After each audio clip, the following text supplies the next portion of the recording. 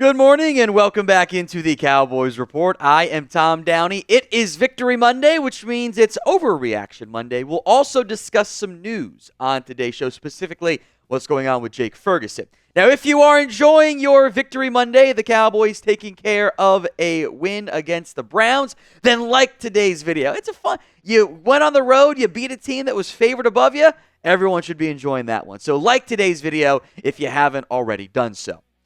We're going to hit up the latest on Jake Ferguson to start things off here. He left the Cowboys game with a win, or in the win, with a knee injury. The exact details still not yet quite known, but it does sound like Ferguson avoided anything massive. No major tears of the ACL, etc. Calvin Watkins reporting this late last night. Jake Ferguson said he'll get an MRI tomorrow on his left knee. It was wrapped in ice as he left the locker room. He's hoping it's just hyperextended. More will be known tomorrow. He also said he thought he could have played through it. You obviously were not going to have him play through it because you were winning that game pretty easily. Your offense overall very much kind of dialed things back a little bit, but that's not necessarily the end. We'll talk about it a little bit on today's show. I think it just being on ice probably means good things. We'll know more later today, so make sure you guys pay attention to the news and make sure you guys are subscribed. Let's talk overreactions then. Overreaction number one, Ezekiel Elliott is your number one back. I think it's a fair reaction. Also means my toaster will be going in my tub on Wednesday, but I digress. He was the first running back out there, and he had more snaps than Rico Dowdle. Only 4, but still more. That makes him, it is a committee, very clearly. It makes him 1A compared to 1B. I thought Elliott was pretty solid, all things considered, in week 1. He had 10 carries for 40 yards, a 4-yard average, a touchdown. If you saw the screenshot I put, the touchdown hole was wide open. They had Zach Martin down block. They cleared out just a massive, massive hole. Easy score for Zeke. He took care of business, though. Some of the advanced stats, some of them good, some of them not so good. Not necessarily concerning there. Rush yards over expected per attempt. Nothing overly negative there. Minus 1.7 was actually relatively fine relative to the rest of the NFL. There weren't a ton of big runs, so that is normally how you get that rush yards over expected up. Rush EPA was positive, though. If you're positive in EPA on the ground, you had a good game there. Success rate was only 30%. It was higher in the first half. Then at the touchdown, the 3 runs were like 3-3-2. Those aren't going to be positive runs in most cases. Light boxes, by the way, that Zeke faced. 20% stack box rate, which is expected. Also, again, why the over-expected numbers were a little bit lower there.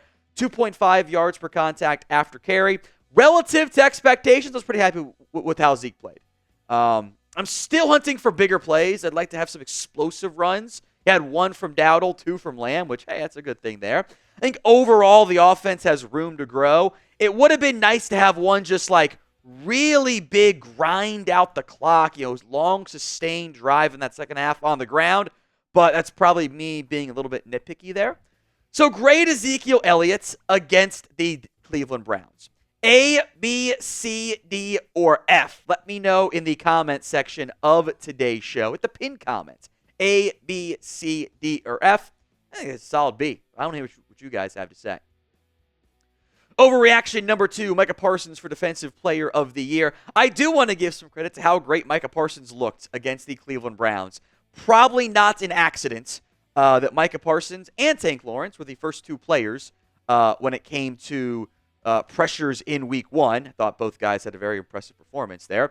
I think it's a fine reaction. He's going to be in the conversation. Like we knew this going in, and I don't think anything we saw in week 1 is justifiably going to change that. In fact, there were several times I thought that Micah could have had an additional sack or 2, and even tweeted out, he's like, I'm going to finish better. Watson invited a lot of his own pressures. He also, made some players miss in the backfield. That's great. Look, we know Micah's going to be in this conversation. We know that. It's going to happen. Whether or not he wins will be determined not in week 1 or week 5, but in week 7 and week 15 and everything there. But he had 4 tackles, a sack, a TFL, 9 pressures, and a pass breakup that directly led to an interception. That's good. Honestly, I will take a pass breakup that led to a sack, or led to a pick, than a sack every day. And there were several times his pressures created sacks for other players, Tank Lawrence, some of the linebackers we'll talk about here in a second. But I loved what I saw from Micah. And look, week one, a lot of games left to be played, a lot of time left. Very strong start in the new Mike Zimmer led defense. Today's show is made possible by Prize Picks. Prize Picks is America's #1 daily fantasy sports app. Over 5 million active members. Prize Picks is the easiest and most exciting way to play daily fantasy sports. Because unlike other apps, that's what I love most about Prize Picks. It's just you against the numbers. You don't have to beat 10,000 people and have the best lineup possible. No, it's just 2 to 6 player stat projections. You watch those winnings roll in. Did not hit my week 1 Prize Picks slate, unfortunately. I do like, though, what my buddy Matthew Peterson, who's down bad today, has for Monday Night Football. Christian McCaffrey touchdown. I like that. He's gonna be involved. George Kittle, 4 catches. I like that against a really good Jets secondary. You maybe pick at the tight end spot a little bit more. And we saw across the board this week, NFL teams having a very tough time throwing the football on Sunday. It was like 13 teams that played had 175 or fewer net passing yards. I love the less than on Aaron Rodgers at 231.5. So download the Prize Picks app today and use code CLNS and get $50 instantly when you play 5. That's code CLNS to get $50 instantly when you play 5. You don't even need to win to receive the $50 bonus. It's guaranteed. Prize Picks. Run your game. Link will be in the comment section and the description of today's show. Overreaction number 3, your linebacking core has been upgraded. Drink that Kool-Aid, folks. I am fully on board with this take. I thought all the linebackers who played were actually pretty solid. I don't love playing Nick Vigil as much as he did at middle linebacker as a practice squad call, but whatever. We will spend more conversation on today's live show about DeMarvion Overshown, about Eric Kendricks, even some about Damone Clark and Maurice Leafau.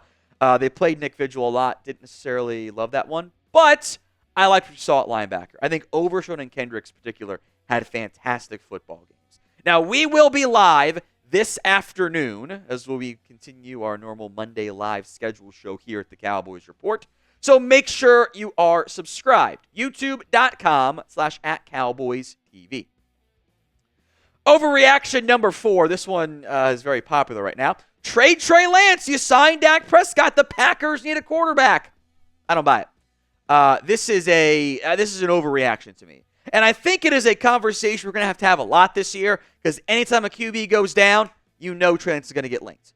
The Trey Lance trade ideas run into the same issues that we've had previously. Most importantly, who wants him?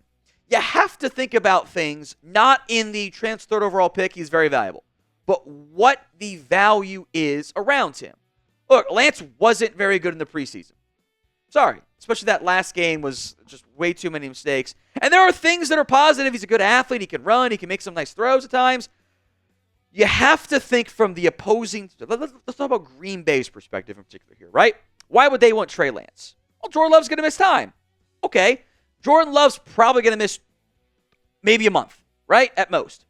So by the time Jordan Love gets back, Trey Lance is probably just now comfortable in the offense. So it kind of defeats the purpose. They have a backup they traded for already in Malik Willis.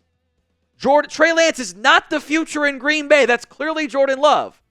So the Packers are going to trade a draft asset for 1 or 2 games at most out of Trey Lance of actually playing? No, it doesn't make any sense at all. I don't think that with the way the contract is set up, let alone the money involved of paying him, I don't think you're going to see a team go after him. I just don't buy it. Do you think if the Cowboys wanted to, because I don't know if they want to, that they could trade Trey Lance? Frankly, I am okay having the conversation of, you pay Dak now, you can bring back Trey Lance on a 1 or 2 year deal and keep trying to develop him. I actually don't mind that idea at all. But I think the Cowboys could trade him if they wanted to. Y for yes, N for no. There's plenty of stuff to work on coming out of week 1. I think the offense very much cooled down in the second half. I do want to criticize Mike McCarthy. Look, they won. He gets a good grade overall. He messed up the clock in that Brandon Aubrey long field goal try. And I get the coaching staff was like, oh, the play clock should have been reset, whatever. No, you can't make that mistake there. You just can't. I don't think Aubrey had the leg from 71 in those conditions. In that scenario, Mike, you got one job. Watch the play clock. Like in-game clock management is one of the most important things for a head coach, and they often all struggle with it. Big Mike is a constant repeat offender there. That is a huge mistake you cannot make, and it's not a new issue at all. So figure it out, because that could matter a lot against, the Eagles or something, or the Ravens in week 3. You got to figure that out if you are the Cowboys and Mike McCarthy.